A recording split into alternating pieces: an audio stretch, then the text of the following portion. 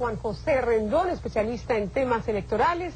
El señor Rendón trabaja en México, pero viajó a su país para votar este domingo. Gracias por acompañarnos, señor Rendón. Muy buenas noches. Gracias, Patricia. Saludos, buenas noches a ti y a tu audiencia.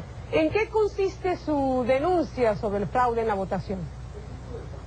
Realmente no es mi denuncia, es un descubrimiento técnico a partir de una solicitud de auditoría del gobernador del estado de Bolívar, el señor Rojas Suárez, que nos permitió, porque estábamos en el país, revisar las actas de escrutinio que daban las máquinas electorales en su estado.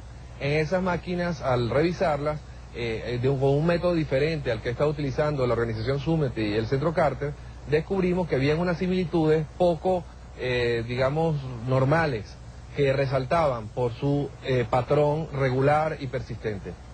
¿En qué consiste la diferencia del método usado por Súmate y los observadores y el mecanismo usado por ustedes?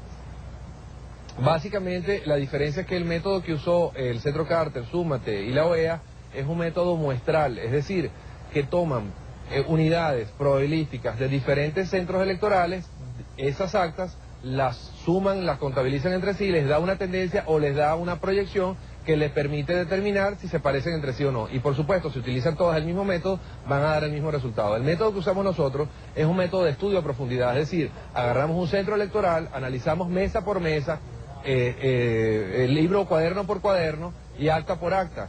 Y cuando comparas dentro de una misma mesa 3 cuadernos diferentes, 3 actas diferentes, con número de votantes diferentes, coinciden los números de respuesta por el sí.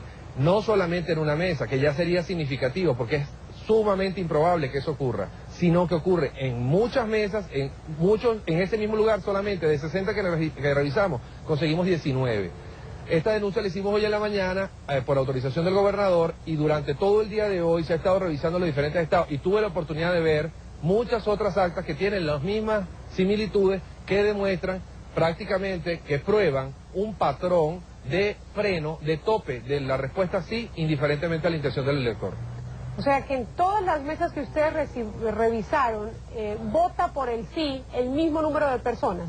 ¿Esa es la coincidencia? No, hay un patrón que se diferencia de centro a centro. Es decir, en un centro hay 5 cuadernos. En cada cuaderno votan diferentes números de carnet de elector o de cédula de identidad, del 1 al 50, del 50 al 75, así. Tienen números diferentes de electores y al final, en el conteo, los votantes por el sí son similares en las 4 o 5 actas.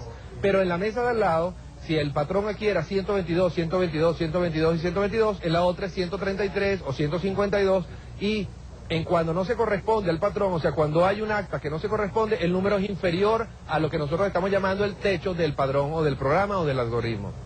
¿Y qué respuesta obtuvo de las autoridades al llevar esta inquietud? Bueno, en este momento el presidente de la República, el vicepresidente de la República, el CNE y sus autoridades han mantenido un silencio interesante, digamos, desde esta tarde hasta la noche. Estamos esperando que se dé respuesta. La coordinadora ya está tomando cartas en el asunto. Se acaba de montar un centro de acopio de la oposición donde se están reflejando todas estas otras similitudes que ya se están encontrando aplicando el mismo método que aplicamos en Bolívar, y se está copiando toda esa información para alimentar la denuncia y mejorar los mecanismos de auditoría que está usando el Centro Carter y la OEA. ¿Qué le parece el anuncio del expresidente Carter hoy? Es interesante, es parte de una búsqueda de legitimidad para cualquiera de las partes, ya sea para el sí que para el no. La realidad es que el método sigue siendo una reproducción en una medida, y que lo novedoso va a permitir dilucidar si el fraude existió o no. Si en 360 mesas al azar se contrastan las actas contra el contenido de las cajas y da diferente, eso lo que quiere decir es que la acta mataba al voto a través de un proceso electrónico de generación de un padrón diferenciado, pero observable a fin de cuentas. Gracias, señor Rendón, por acompañarnos esta noche en Panorama. Muchísimas gracias, Patricia. El observador Juan José Rendón, especialista en temas electorales, hablándonos desde Caracas.